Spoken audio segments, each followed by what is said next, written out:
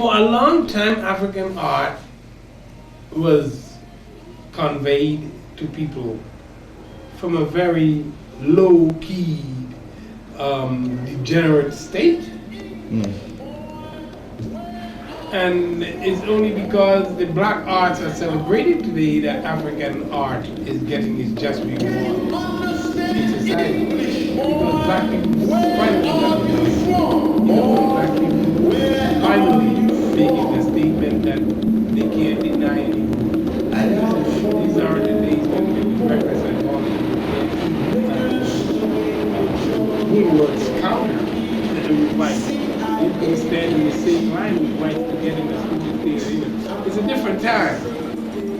But a lot of people set up themselves as Yes, Alex, my friend. Well, how's the collection? What's going on with the collection? Oh, the collection is out there. It's beautiful. You still in the process, or you I still retired? have every piece of my collection, and I don't try anymore. I don't try anymore because it's a force that I can't defeat. It's too powerful for me here in America and all the way into the Virgin Islands where I'm from. I guess they realize that if I make any prominence, that many more people would hear what I'm saying. And I'm a threat to them. I'm no sellout. I didn't sell out to any Jew from the time I was a young teenager.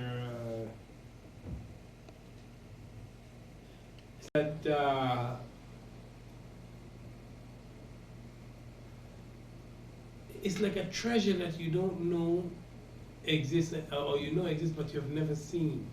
And then all of a sudden you see it, and the treasure is now going to be displayed for the world to see through some authorities, and that's great. So So that means cataloging and the whole thing, then, huh? I guess so. I hope so. With the authentication of where, what, and what, Maybe what it all even means. photographer. What it all Maybe. means. Yeah. So that still haven't been done then. No. Huh. I have a portfolio, but my own little portfolio of my pieces for my own, With background information. Yeah. On it. But as far as a professional with photograph to go in a book with a hardcover or a softcover book, but with big photographs like you have in your studio, perfect things. No, I don't have, but it seems like it's going to happen now. See, it seems like the end of the 20th century is going to be something phenomenal because of the internet.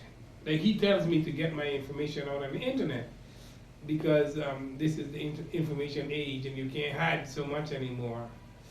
And excuse me, I know that with the use of the internet, me or anybody else could become worldly exposed in seconds. And so I think going down into the realm of the 20th century is going to be my era. I mean, I always thought that the ancestors were waiting for a certain period. Today I met Jeffrey Holder. He was there also. He was there. It was a big thing with black people. And I said to him, don't forget Terry Malone, the first Miss Africa in America. Terry Malone became Miss Africa in Harlem, New York in 1959, April 1959. And she was a NYU student going to NYU.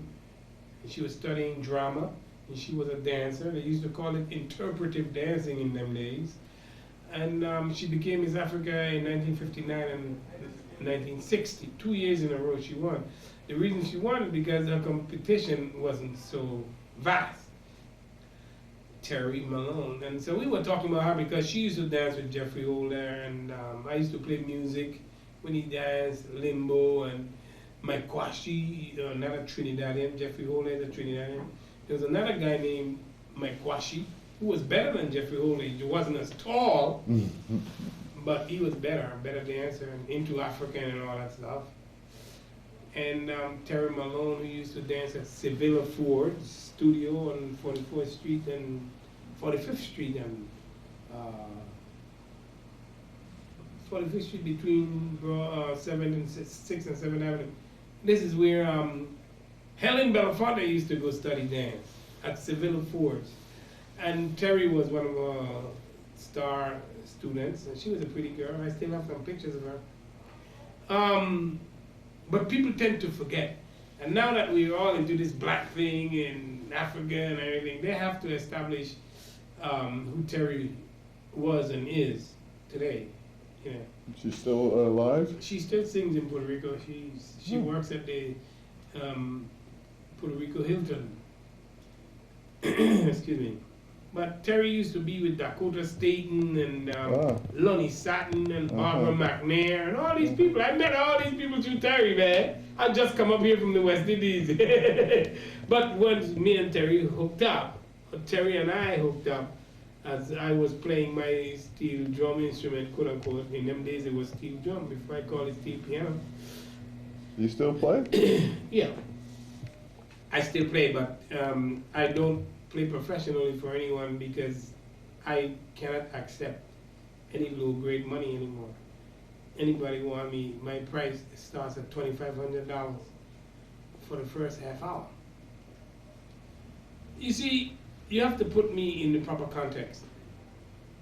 I am the pioneer that exposed New York City through television to this art form and children's program, like the first Wonderama with Sonny Fox.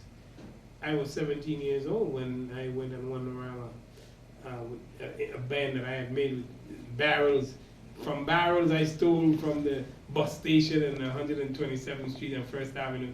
I used to go down the East River to make these drums and shit. And then, you know, from there it was on to the Marv Griffin Show with Randy Webster, and then on to Sesame Street, and then on to Wonderama with Bob McAllister, and then Gil Noble, Like It Is, my steel piano, and there was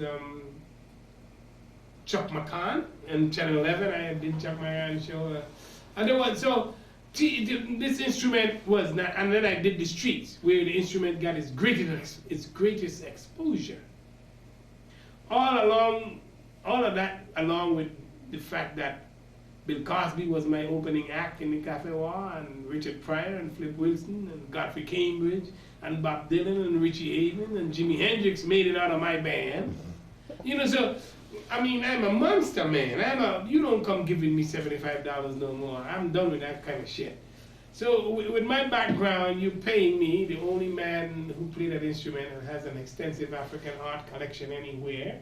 I'm that man, you know. I got my own home. I got my house in Bloomfield. I got land in the Caribbean.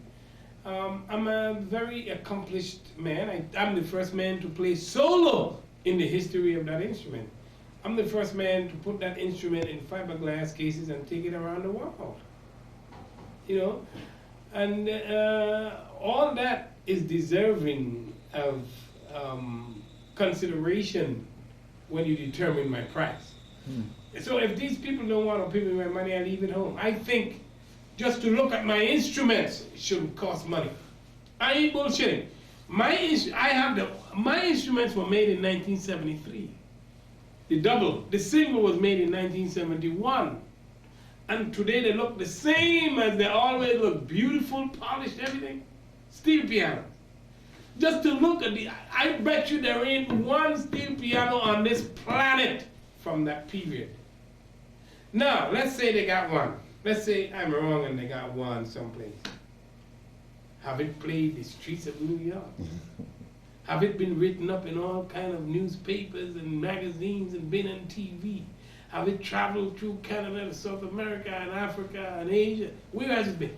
My instrument it's a phenomenon to have these instruments in the condition that they are after going to, man, these people are crazy. They're crazy. And I know that I'm right Because let's take the exhibit that I just came from. $10 to get in to see the art. $10 to get in. It's black art. It's called Black Fine Arts exhibit. This instrument is the greatest musical invention by black people in the Western world. Catalog, you see, I bought the catalog. Oh. The The national. catalog? Yeah, I bought it here. Lots of catalog they had for the exhibition. That's the black arts today. You know, the steel piano has not gotten its just deserved yet. It has not. It was a big thing right there in Houston and A lot of Lafayette. people, very crowded. You saw the line when we Yeah, and I said to the people, I said, I am so pleased to see. That was a good bet for them, huh, to put this Yeah, on. yeah. Well, it's Black History Month, you know that. Black History Month, all the black people can come out. So what I'm saying is, to give an exhibit of my instrument, that display to show that incredible. I mean, even all of Brooklyn should turn out to see this instrument. All of Brooklyn. All of Brooklyn. There was a guy named Eric Robinson there today. How much was this? $3. There was a guy named Eric Robinson there today. Usually when you go to the shows, they don't sell these catalogs, you know. They were like the ones we go to, they don't sell They give it to you. free, yeah, but this time they sold it. Eric Robinson held this in his hand and he said, well, this isn't African because the wood is too heavy.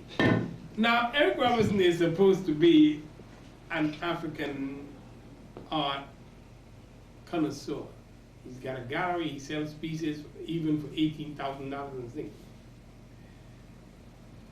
Now, there are all kinds of woods in Africa. Heavy wood called ironwood. You can't even lift that shit up, man. I'm telling you. So, and I have some of them in my collection. When I told Eric, I hit him in the star. I said, Eric, what do you mean you don't have heavy wood in Africa? You know, and even Kojo, he's from Ghana. He was surprised that Eric made a statement like that. How fucking dumb. So when he said that it's a game, you know, it's a big business venture with these people, it's so because people establish themselves as, you would say, they are so versed in the art, in the medium. You ask them anything and they'll tell you. It's such bullshit. It's such. I go in museums and argue with people about how they mislabel things. And I argued with Eric before. Mislabel. Well, yeah, because they're bullshit. For a long time, African art was conveyed to people from a very low-key, degenerate state. Mm. And it's only because the black arts are celebrated today that African art is getting its just reward in society. Because black people finally got a voice, you know, and black people is finally making a statement that they can't deny anymore. These aren't the days when there was reckless eyeballing and you can't eat at Woolworth's counter with whites. Or you couldn't stand in the same line with whites to get in a stupid theater, you know. It's a different time. But a lot of people set up themselves as connoisseurs and so knowledgeable, and they only have part of the knowledge. You know, and now if he had held this in his hand and said, Vic, it seems very heavy. You sure it's African? And then I'd say, yes. And then he would say, You see, because then he leaves his doubt. But if you say Africa don't have wood like this, it's so stupid. You set yourself up for an argument and to be made a fool. I would think, now you tell me the resurrection, death, from death to life. So where do we have from death to life? We have from death to life with Isis and Osiris. When Osiris's jealous brother killed Osiris and dissect his body, cut it up into bits and pieces, and scattered it all over the Egyptian empire. And Osiris's wife went and gathered all the pieces, put them back together, and brought Osiris back to life. That's death and resurrection. Then you have the phoenix rising from the ashes. And then you have spring, with every tree and flower and grass coming out of their winter sleep or death, and coming to life again. And then you have Jesus Christ and Lazarus. Remember, from the great pharaonic Egypt's almond ray to modern man's laser ray. From Jesus Christ and the Trinity to Albert Einstein's theory of relativity, all humanity embraced the light and disgraced the blackness. But the light is not supreme. So I jump on Egypt like I jump on Einstein. You see, because everybody celebrate in the human fabrications, but not with what is essential about existence. You see, so when they praise Egypt, I condemn it. And that's why when the ancient Egyptians came to that realization, when their consciousness reached the level that my consciousness is, they abandoned the civilization. So modern man wants to know, where did they go? Mm-hmm. Where did the Mayans go? They tried the same thing. You see, you can do everything, and then it's like a human life. You follow everything, you challenge everything, you do everything, you fight, you dance, you do everything abusive to yourself. Then as you get old, you sit down in your rocking chair and you realize, boy, after all this shit, this is the best part of life. Well, the Egyptians, the white man, I said the white man has not come to the realization that this society needs to be abandoned. You know, he has not reached that consciousness. His ego is still too great for him to abandon this civilization as he has created it. You know, but one day he will. He will have to. One day he will, not just astrophysicists, but everybody will realize the dominance, the omnipotence of the blackness in the universe. They will. And they will look back. By the way, there's a newspaper, a magazine, not a newspaper, a magazine in France. I forgot the name of it, but I have the article home. I got it from Lloyd McNeil, because the article was written by Lloyd McNeil's friend. Lloyd McNeil is that jazz musician who plays, he's a professor at Rutgers. He used to live in France, and he knew this newspaper journalist, and he came to New York one time, and Lloyd called me over to speak to him about how God is black. And the article in French says, Le Dieu est noir, Victor Brady. God is black, by Victor Brady. I ain't kidding. I ain't kidding. So that's 1988. So the white man can't say that I started speaking about darkness after this article came out in 1997. Bullshit. You see, so I have, at least I have that newspaper, which is a foreign newspaper, and I have videotapes and audio tapes to establish that this has been a philosophy of mine for years. What happened to the cartoon thing that you were doing? The cartoon thing is right there sitting with, they give me a $20,000 check, and I'm going to give it back to them because they want to change the character around and change many aspects of the story. And I feel like they're going to damage my story. And my story is not about money. My story is about a young black man from the Caribbean who came off a farm, and on the farm I wore patches in my clothes. You couldn't tell what color my pants was, and I was bare feet, and I had to do farm chores. I sweat like a man from morning till dusk. My father would whip me with a bullskin 5 o'clock in the morning. The rooster said, "Go, up your ass." If you don't, even if we went out till 3 o'clock that night, You had to be up. you had to be up at 5 o'clock. And in that little confined myopic experience called St. Croix in the Virgin Islands, I went out into the world at 17 years old and knocked the world flat on its ass, musically and philosophically. And so my talent is beyond the music and the philosophy. I want to prove that I could write movies too. And I could write Broadway shows and so on, and I don't have any great education.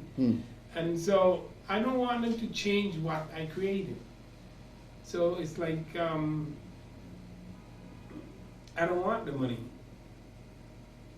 I want a company that would just change my story just a little. I know they're gonna have to edit it. I'm not a fool, but not as much as they're telling me. Fuck them. They want credit for the story. And the only way they can get credit is if they do most of it. And that's what they want to do. So they want to pay me so they can do most of it. And I don't care.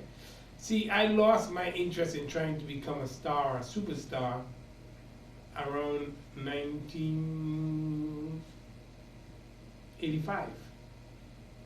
85, I just said, fuck it. You know, I didn't have that obsession to be famous or to be rich anymore.